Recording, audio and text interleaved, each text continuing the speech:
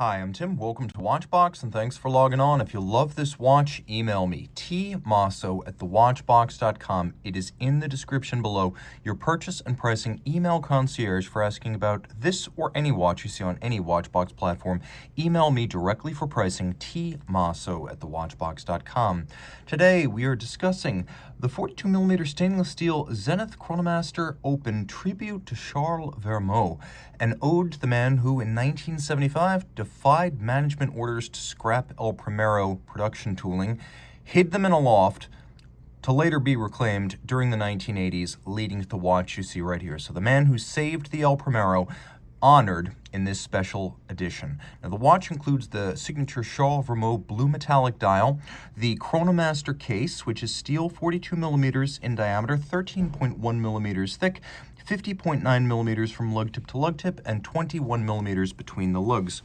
When we throw it on my wrist, which is 16 centimeters in circumference, you get a pretty good sense of how it fits. It's a large watch. I wouldn't recommend it for a wrist smaller than 15 centimeters circumference, but I wear it well, and there is a nice step to the case flank, so it should slide underneath most cuffs. It's a handsome watch, a sporty timepiece that's automatic, steel, loomed, and 100 meters water resistant, but could also, and quite easily, be your dress watch. Taking a look at the strap and buckle, we'll get a little bit closer. It features a matching, not quite navy blue strap. It's a little bit lighter than that. Large rectangular scale alligator leather, semi-gloss. We have a folded edge. We have a monotone stitch, a little bit of bolstering to add some volume. You can see on the underside, there's a rubber insert. Zenith does this on its straps, and I adore it. It separates the leather from the oils, moisture, sweat, grit of the skin.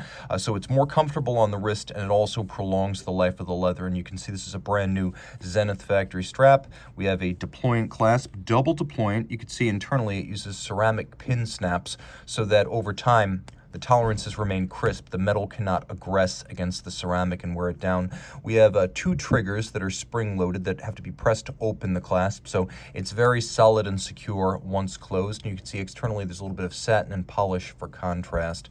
Taking a quick look at the case, you can see this is the Chronomaster case we've come to know and love over the last decade. It has lug hoods that are satinated, a little bevel that's polished, the flanks of the case polished, the undertucked squared off tips of the lugs polished.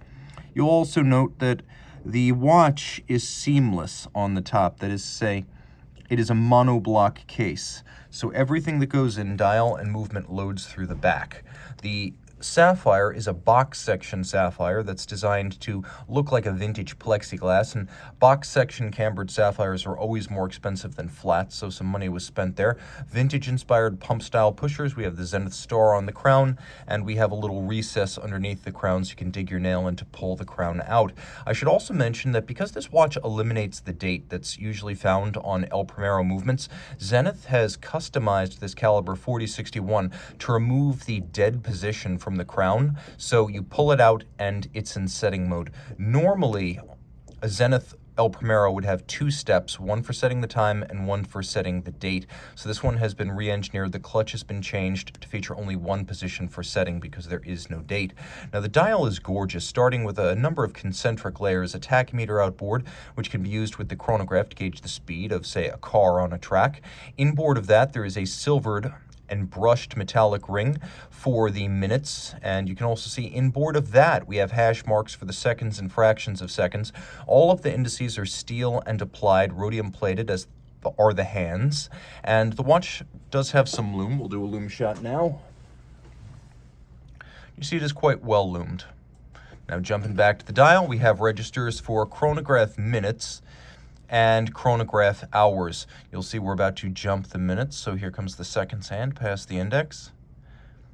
And you can see it is a semi-instantaneous jump. Now, the movement has been engineered to open up the bridges for the drivetrain, the escapement, and then the balance itself. So this 4061 takes Terry Natoff's original idea, which was one of his best ideas, to open up the dial, remove as much of the bridge as possible, so that from the dial side you can see the the third wheel, the fourth wheel, the escape wheel, the balance, and the anchor, all of them at the same time. And it gives you 90% of the pleasure of a tourbillon for 10% of the price.